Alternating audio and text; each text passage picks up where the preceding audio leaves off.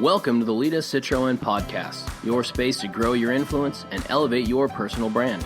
In each episode, you'll hear inspiring stories, expert insights, and practical strategies to help you stand out, lift up others, and leave your mark on your team, your community, or the world. If you're ready to make your voice heard, you're in the right place. Let's dive in. Hello, friends, and welcome to another episode of the Lida Citroën Podcast.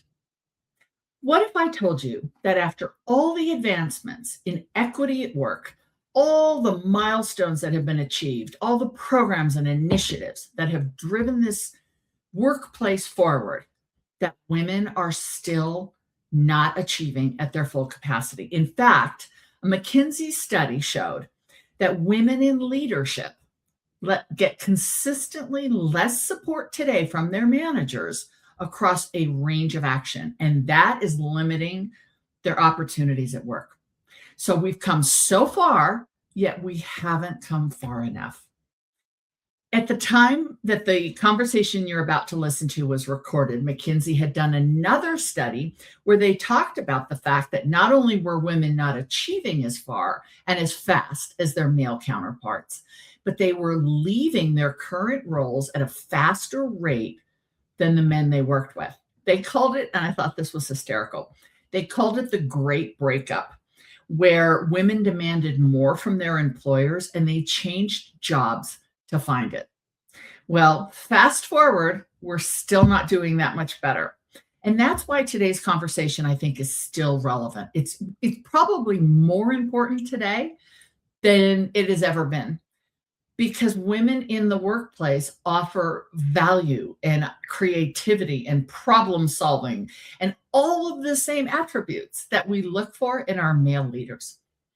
You're going to listen to a pre-recorded conversation with a friend, client, colleague of mine, Latoya Roberts. She is not only outstanding because of her career, but she's outstanding because of her insights. She's vice president of career and skills and the skill development pillar at a large financial institution. And the views that she's going to share in this conversation are her own and not those of the bank. I invite you to get something to write with, get a pad of paper, remove all distractions, and listen to this conversation where we talk about how can women at work today, whether you're in a large corporation like she is, or you're in a small entrepreneurial venture, whether you work in nonprofit, whether you work in a specific sector, how can we advocate for ourselves, find support, and grow our careers, knowing that maybe the needle hasn't moved quite as far as reports would indicate? So here's the conversation. And I thought I would start off and share my story a little bit. When I graduated college, and I had gotten into and graduated from a really good school in the West Coast, I didn't have a career plan. I was supposed to go to law school, so I was pre-law. When I decided I wanted to take a little beat before I actually went to law school, I didn't have a plan. I knew I loved business and I loved the idea of promotion and positioning, so I landed in marketing. And I landed in public relations and business development. And my career kind of happened, as I'm sure it does for a lot of us, by being really good at what I did and getting recruited into a better opportunity. So I'd hit the ceiling of where I was. I would achieve the results. I would hit the milestones, get celebrated, and someone else would come along and offer me more fun, more opportunity, more money. And I went that direction. So I didn't really have a plan. At the same time, I was growing my family, and I was constantly struggling with, having two small children at home, wanting to be effective and important in my job, but not really knowing where I fit in that equation. And it's something that a lot of us, I think, struggle with. It was interesting. Another really important finding actually came from a study LinkedIn did. And this one struck me. And I'm going to read it because I don't want to get it wrong. LinkedIn found that a proportion of women in leadership position declines as women move up the leadership ladder, with the most significant drop occurring between the senior contributor and the manager levels. That is a problem. That is a problem because that's when we're hitting our stride. So I started thinking, like, what was I doing at that stage, right? Because I exited my corporate career at the executive level. I'm very grateful. There was a lot of luck involved, good timing, maybe some divine intervention, and yes, hard work and smarts and all of the things that I contributed.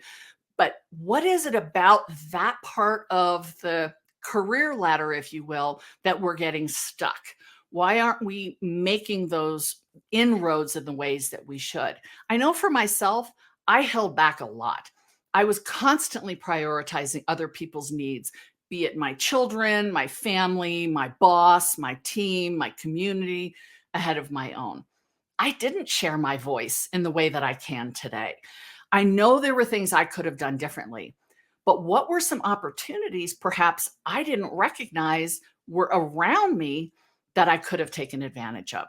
That's what I think we're going to have the most fun talking about today, because our guest speaker has got so much experience in that area and is going to be able to help us unpack that. So we're going to talk about ways that we get control today. We're going to talk about the power of mentorship. Do you have a mentor? Do you want a mentor? Well, we're going to talk about the power of mentorship. We're going to talk about what some of the obvious barriers are, and maybe some of the non-obvious barriers that are stopping us from getting into those higher ranks. And now I get to introduce somebody very special to me, Latoya Roberts. Not only do I get to call Latoya a client, but I am thrilled to also get to call her a friend. I have so much respect for this woman, personally and professionally. She is a Navy veteran. She is actually a senior enlisted leader in the U.S. Navy Reserves. She's a military spouse. Oh, and she happens to be the mom of 2 small boys. So with all of that, please help me welcome my good friend and a woman I have so much respect from that you're going to love hearing from, Latoya. Hi, welcome to the Hi, program. thank you so much for having me. Of course. So in your introduction, I sort of hinted at the fact that you wear a lot of hats, right? Veteran, mom, military spouse, vice president, daughter, friend, all of these different titles. What are some of the ways that you use systems or tools that you use to juggle all of those priorities? Well, I would say it truly takes a village. I wouldn't be able to do any of the things that you just mentioned without the support and the help from the people around me. My husband, my mom, my grandmother, sister, family members, they all chip in to make sure that I'm able to show up and manage the day to day. I've also learned that it's important to set priorities, figure out, what takes precedence over the other, and to set boundaries is really important to do that. But all in all, we have to give ourselves grace as women. And you just mentioned that in your opening. We have to give ourselves grace and just knowing that we can't do it all. And it's okay. It's okay to not hit all the wickets on a day-to-day basis. I wish you'd been around when I was trying to build my corporate career, because I don't think I gave myself permission. And I think there's even a little bit of a misnomer, because we read it in the magazines, right? Focus on self-care and take care of yourself first. But what does that really mean? What does it mean to give yourself grace? Do you have an example of what that looks like for you? So when setting my priorities, of course, I look at the rubber balls and the glass balls, right? The things that I can't drop because everything's going to be shattered. It's going to be a mess. And the things that I can recover from if I don't do it. So, of course, my job is important to me. The work that I do is important to me. The military, my kids, they're all important, but there are little bits and pieces in a day when I can just say, okay, this is me. This is for me. I need to breathe, realign myself, and figure out next steps. And that's what I mean by just giving yourself grace. That there are some things that we can, and I think everyone can relate to, that is just not that important at the end of the day. Or it's something that we can revisit the next day. But I'm beginning to realize, just for your own mental health and for you to show up at 100%, you really do need to give yourself that time to just realign, breathe, focus, and then show up the next day to do it all over again. I love the analogy of rubber balls versus glass balls, right? What can't I break? Because something bad will happen. And what could get pushed to tomorrow and the wheels aren't falling off? You remind me, I have a client that I'm coaching right now. And one of the things we did, because the thing that always came last, which I could relate to, was taking care of herself. And we actually put it into her calendar. She puts an hour of workout 3 times a week on her calendar. And she told her team, this is non-negotiable. And it's hard because she's the first one to want to offer that spot up. But she actually enlisted the support of others on her team to hold her accountable to that. So she works out 3 times a week, non-negotiable. Have you had women support you as you've grown your career? Can you talk a little bit about your transition from maybe the military into corporate, still in the reserves, and what the role that women have played in helping you stay grounded and focused? Yeah.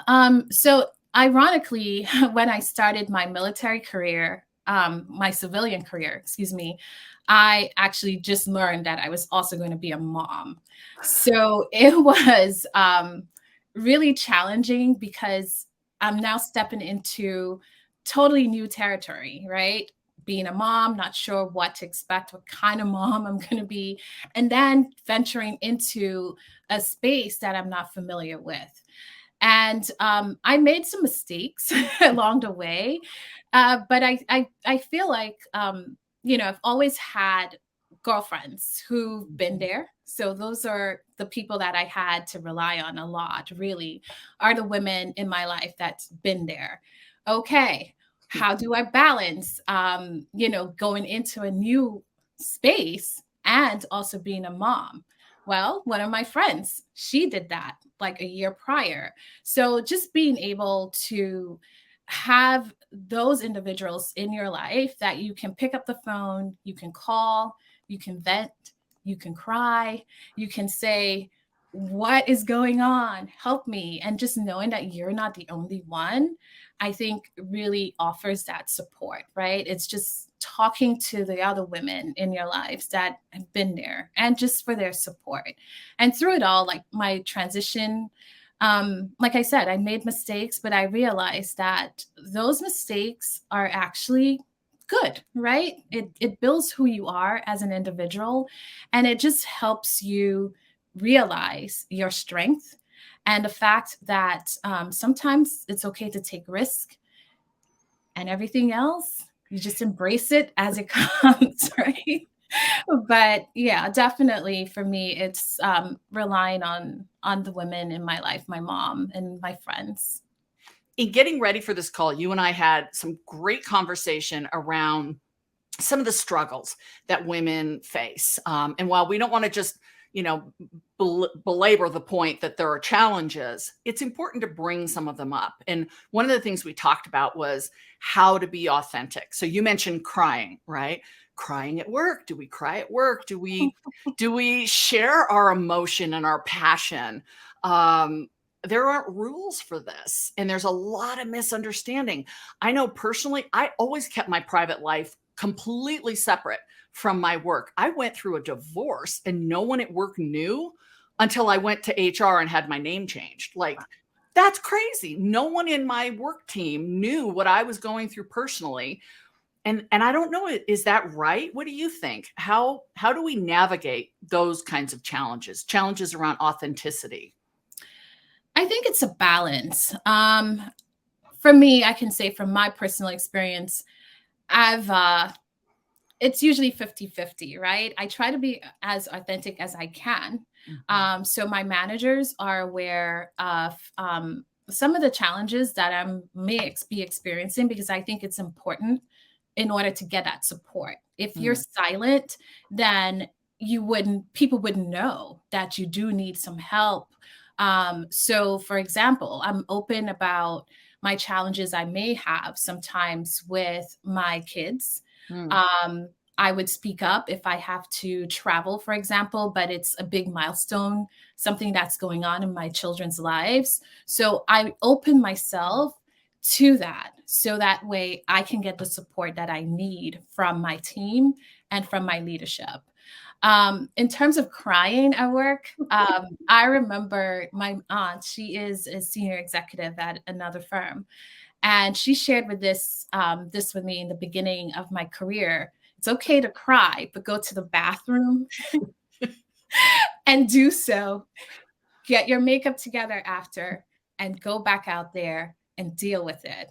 And for some reason, that always sticked with me. So I am vulnerable. I do have times when I am frustrated. And I feel like if it's coming out, especially in the room, like at a meeting, around my colleagues, I do take a minute to step out, get myself together and go back into the room because, as women, I feel that at times we also have to deal with the stereotypes that come with it, right? That we are emotional. And I try my best not to play into those stereotypes. So I do step away and, get myself right to be back into that space where I can be heard, I can be taken seriously, and I'm not seen or play into it as being weak. Well, and I think what you're talking about is sort of managing the environment and managing the optics, because I don't think, and what I hear you saying is I don't think it's right to scrub all the emotion out, right? When we feel passionate about an initiative or a program, we should show that emotion. It can go to a tipping point where it becomes unproductive. And that's anybody, right? That's anybody in any type of situation where the emotion starts to take over and the message gets lost. Have you ever looked at opportunities in your growth as a leader and seen a place where perhaps someone didn't support you or may have even held you back as you were growing in your leadership skills? Yeah. So I think there are many, but I would share, I remember when I first started in one of the organizations I worked with, I was in a period of transition, right? So I was just getting into the corporate space. And I reached out to a leader, she's a woman, and I've known her story that she shared. And I felt, wow, I resonated with that. And she would be able to probably offer me some advice, guidance as to next steps. Right. And what I got was shocking. Like, she was so harsh and I felt like it was unnecessary, but she made me feel like I wasn't enough, that my military background, my experiences did not necessarily have a place in that particular organization. And I walked away from that really crushed, but also it impacted my confidence and started, I had me questioning whether or not I really needed to be there. Not because of the conversation, but again, based on what she said, that I just didn't belong.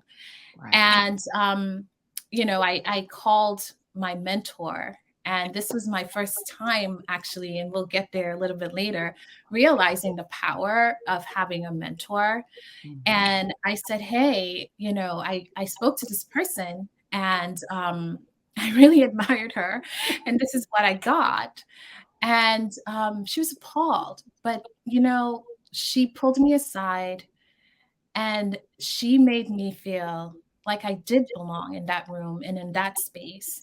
And I had a voice and I had that decision to make as to what my next step was going to be, whether it's letting that person win or taking my power back, right? And it definitely, it resonated with me because realizing that I did have that support in the form of a mentor to help guide and give you the strength sometimes that you do need to push through. Because I feel like no matter who you are, male, female, we're always going to have these instances where folks just don't support you for whatever reason it is. And you have to have that solid support system to give you the extra push through those challenges. Fabulous story. And I think we all felt what you must have felt in that moment when you were crushed. I think we all got there with you in that as you were telling this story.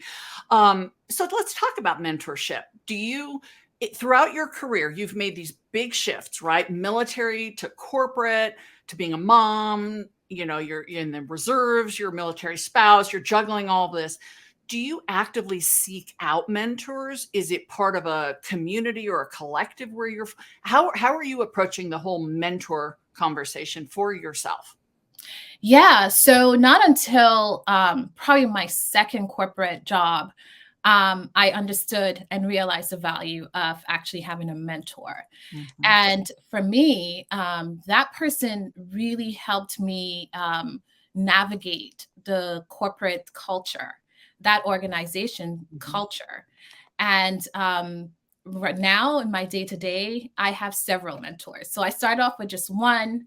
And as I got more comfortable, if I admired a leader, or, sometimes it's just organic that you've worked with folks and you turn to them for advice. So I seek mentorship out constantly because I feel like the best way to grow and to learn sometimes comes from the people who are actually in the trenches. They're there, they've done it, they lived it. And, they're willing to pass on that knowledge. I'm all for it.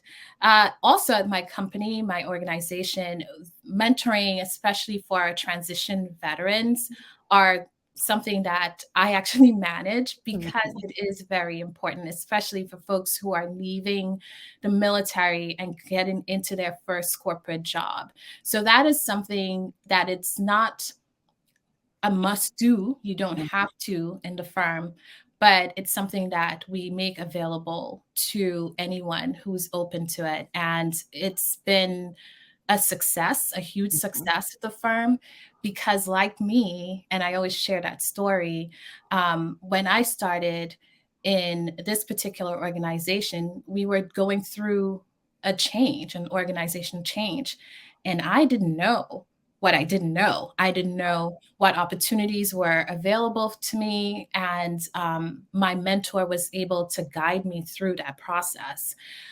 So 4 years later, I always tell individuals that I'm still at the organization because of my mentor. She was able to just break everything down for me. And it was a safe space for me to ask questions without feeling that I was asking a silly question or I'm going to be laughed at or judged. So I would say to anyone out there listening right now, if you don't have a mentor, it's organic. Sometimes just look to your left or your right and the person's already there, and they would definitely help elevate. And sometimes it's a boost that you just need for your career and just also your personal life. Your reputation is one of the most critical determinants of your career success. In my book, Control the Narrative, I help you create your strategy for building, pivoting, or repairing your reputation. Filled with real-life examples, this book contains strategic advice and tactical steps to consistently and confidently create a positive reputation. Pick up your copy today. I do a lot of mentorship, not only in the military space, but every once in a while of somebody who, reaches out and just needs some guidance. What do you think are best practices when you're in a mentee position? So you're the person seeking mentorship. What have been some of the best practices that you've seen? Definitely be open. Be open. Go into the relationship with an open mind to get feedback, knowing that it is coming, be it positive or negative, that it's coming from a place that is meant to grow and develop you as a person. Also, when you're meeting with your mentor, I would say have a plan, a goal in mind, so that you both can work towards achieving those goals, the end results. Do your research. If your mentor recommended a reading, something, a podcast or something, take that relationship seriously, put into work. And I most importantly respect the mentor, right? Respect their time, and just know that that individual is there for you because they are, because they want to, that they see potential, and they're interested in your growth and development. Yeah, I would echo everything you said. I think the only other thing I would add is if you can be clear about what it is you're seeking, that helps. I know I have mentorship conversations where someone says, I've researched you, I watched your TED Talk, I know you are an expert in these areas, and this is where I need help. And I jump right in. But then I have mentorship conversations where someone says, you're farther down the road than I am, and I don't know what the right questions are, but I would love to learn from you. And even that's okay. It's the ones where they're like, I don't really know why, but I think I should know you. Your point, it's a little harder as the mentor to find a starting place. So I think the more specific you can be about your goals, and those might change, right? You might need support. You might need someone to walk you down the hall and show you how things are done here. You might need resources or networking, introductions, things like that. A mentor is a free coach, if you will. They're not being paid to support you and help you. I think the other thing is keep them involved. Let them know, how did that advice work out? Was it successful? Was it helpful? Do you need more?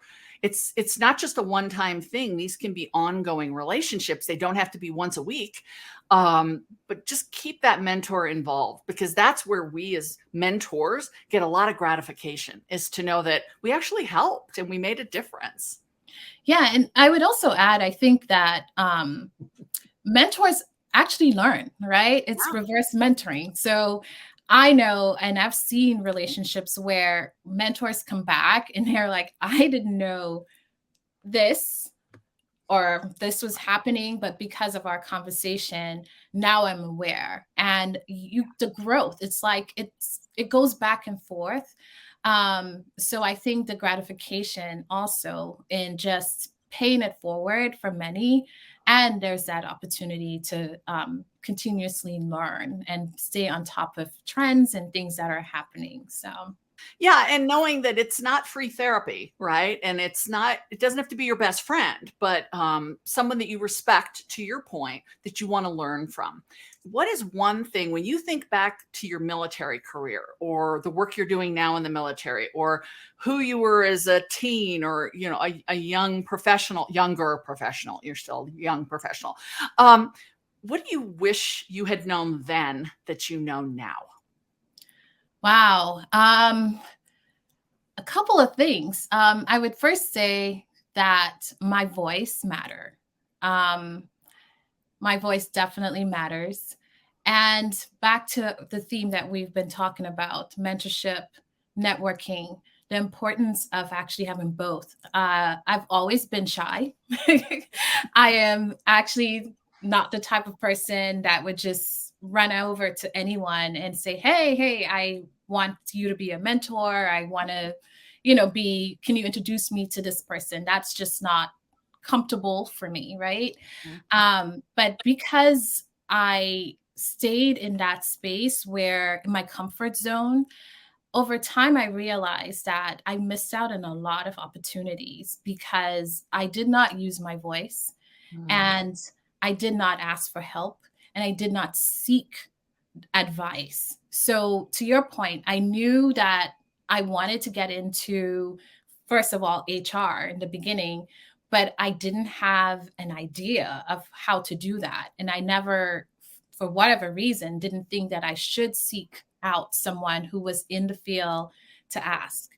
And so, yeah, I would say to my younger self, know that you have a voice, seek advice, seek mentorship, network, step out of your comfort zone, and get comfortable being uncomfortable, because that's where the growth actually starts and it begins. Wow. I think I'm going to write that down.